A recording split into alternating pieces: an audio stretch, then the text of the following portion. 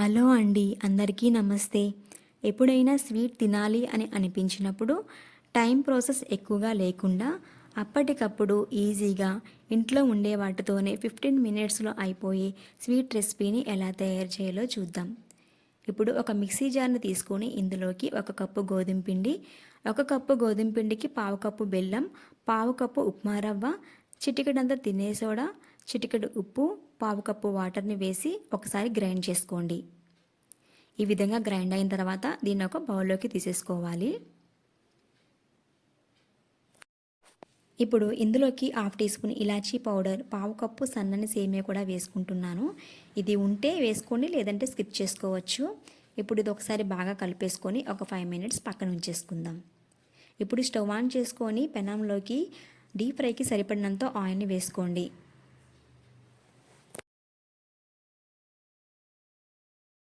Liquid పిండిని use చేసి ఆయిల్లో డీప్ ఫ్రై చేసేది ఏదైనా కూడా పర్ఫెక్ట్గా రౌండ్ షేప్లోకి రావాలి అంటే ఇలా ఆయిల్లో ఒక గరిటెను ఉంచి అది హీట్ అయిన తర్వాత కొద్ది పిండిని గరిటె మీద వేసి వేడైన ఆయిల్ని దాని మీద కొద్దిగా వేస్తూ ఉంటే అది వేగి గరిటె నుండి ఊడి నెమ్మదిగా బయటికి వచ్చేస్తుంది.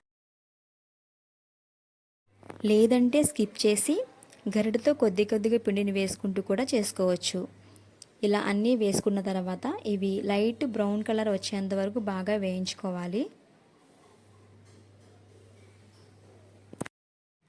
ఒక సైడ్ వేయించుకున్న తర్వాత మరొక సైడ్కి తిప్పి వేయించుకుంటూ ఉండాలి.